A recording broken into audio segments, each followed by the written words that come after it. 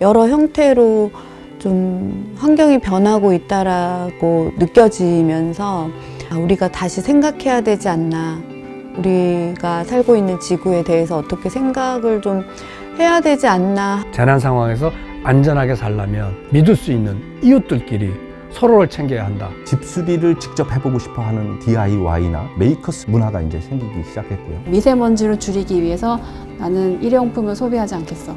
그리고 일주일에 한 번은 자전거를 타겠어 라고 하는 시민들이 정말 늘어났어요.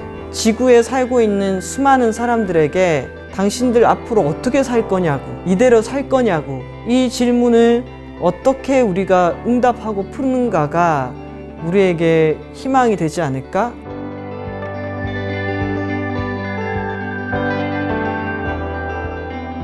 이렇게 쓰레기라고 하기보다는 버려진 것들에 관심이 참 많았던 것 같아요. 제가 하는 이제 업사이클링 팝업북이라는 형태로 버려지는 그림책, 입체북으로 만드는 거죠. 종이 쓰레기 재생이 안 되는 이유는 이 코팅된 종이여서 재활용이 안 되는데 그걸 이렇게 벗길 수도 없고요. 그리고 그런 이물질이 섞인 종이 쓰레기가 종이죽 형태의 재생 종이를 만들기 위한 그 기계에 들어갔을 때 그 미세한 그 종이 그 분리된 비닐이 기계를 망가뜨린대요. 고품질의 아주 정말 좋은 종이는 쓰레기 세상에서는 쓰레기 취급도 받지 못하고 불태워져서 사라지는 그런 현실 속에 있죠. 종이 쓰레기들이.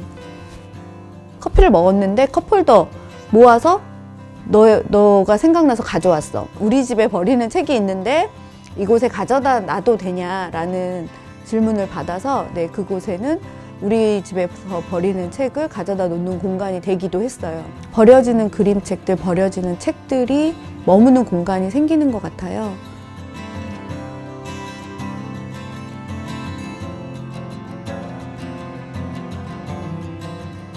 제가 춘천에서 생활 자전거 운동도 하고 있고 뭐 쓰레기 줄이기도 하고 있고 환경 문제 관련된 활동들을 하고 있는데 일회용 우산 비닐이잖아요. 공공기관 앞에, 백화점 앞에, 마트 앞에, 가게 앞에, 카페 앞에. 근데 어느 날은 그게 굉장히 불쾌해지더라고요. 특히나 춘천시청은 쓰레기를 줄이겠다라고 했는데 왜 말과 행동이 일치하지 않을까. 국민신문고라는 앱을 통해서 그런 민원을 사진과 함께 이런 설명을 넣었더니 바로바로 바꾸더라고요. 그러면서 굉장히 힘을 얻었어요. 아, 이거 바뀔 수 있네. 그럼 결국은 사람들이 무관심해서 저렇게 했던 행동들인데 우리 관심을 가지고 이야기하면 바뀌겠다. 사람들이 각각의 삶에서 주체적으로 하나씩 실천하려고 하는 거예요. 채식을 하는 사람, 자전거를 타는 사람, 일용품을 쓰지 않는 사람, 이런 식으로 각각 우선순위는 조금씩 다른데 거기에 대한 관심, 하나의 관심이 그 주변으로 옮겨가고 그리고 서로에게 영향을 주고 저 사람은 왜 채식을 하는 거야? 난 자전거만 타면 되는 줄 알았는데 채식을 하는 것도 중요하구나. 이런 걸 서로가 알게 되더라고요. 그런 변화를 통해서 서로 시민들도 힘을 얻는 것 같아요.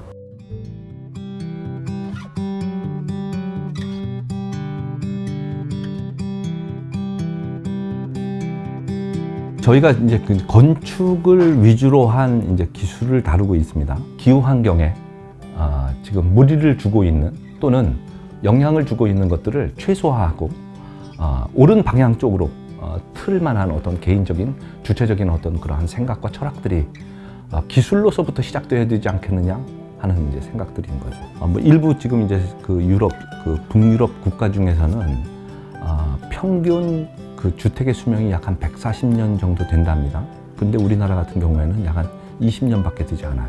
이러한 것들로 봤을 때 똑같은 에너지를 140년을 사용하는 것과 20년을 사용하는 건 분명히 생태적인 문제나 이러한 것들과 연관될 수 있거든요.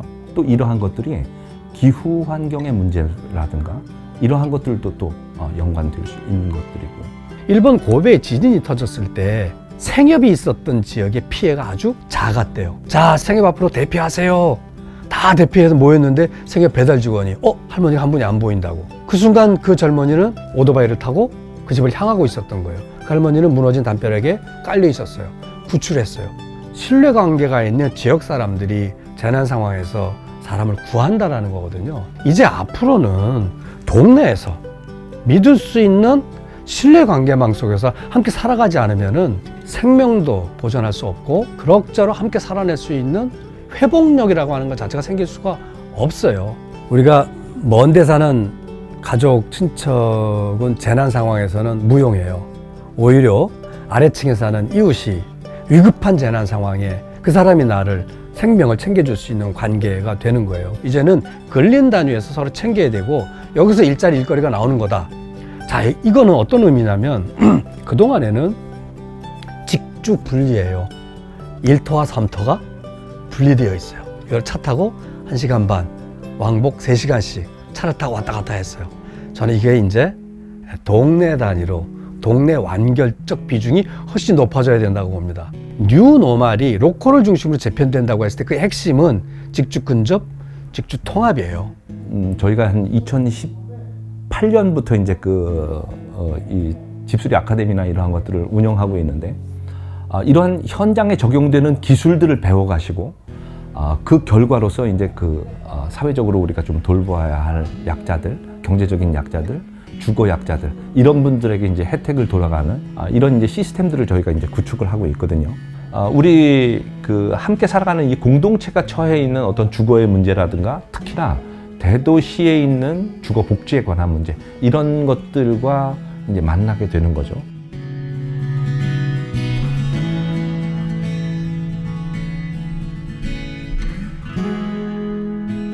지역에 기반한 사회적 경제 이런 것들이 지금 같은 방식이 아니라 지금의 자본주의 방식이 아니라 앞으로 우리가 지향해 가야 될 것들이고 또 지역에 기반한 사회적 경제라 하면 지역사회 연대와 신뢰거든요. 예를 들면 기후위기 시대는 상당히 재난이 빈번하게 일어나게 될 텐데 모든 재난에 국가가 119가 달려와서 모두를 구해줄 수 없어요. 그러면 이 재난 시기에 살아남기 위해서는 개인과 공동체와 지역이 서로 협력하고 신뢰하는 관계가 연습이 되어 있어야 된다고 생각이 들거든요. 그래서 그것이 경제하고도 연결되는 거다라고 보시면 될 것 같아요. 결국 나와 나를 둘러싼 공간 안에 있는 사람들 간의 네트워크, 신뢰 이런 것들이 나를 지켜주지 않을까? 이런 생각들을 하게 될 것 같거든요.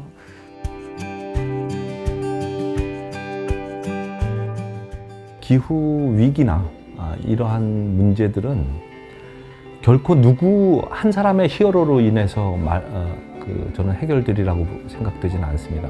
이렇게 기술적인 역량을 가진 분들이 직접 그 도시재생의 주체가 되는 그러한 과정들을 좀 실현해보는 그런 시도들을 하고 있는 거죠. 전시도 하고 꼭 말로 하지 않아도 작업으로 보여준다면 그 파급력은 연결고리가 이어지는 것처럼 그러다 보면 우리가 이 지금 기후가 변하고 있는 이 시간을 처음에는 강의 하나 정도 들었을 뿐인데 그 다음에는 작은 포럼에도 참여를 하고 그 포럼에 와서 더 적극적으로 이야기하고 그 사람의 생활이 바뀌었다는 이야기를 하고 가족들한테 설득을 하기 시작했고 지인들에게 이야기하기 시작해서 이런 변화가 굉장히 차곡차곡 쌓여야겠다.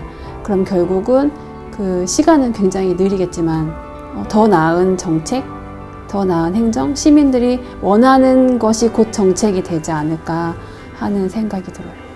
저 사람이 힘든데 내가 편할 리 없다는 거 지금 전 인류가 학습하고 있습니다.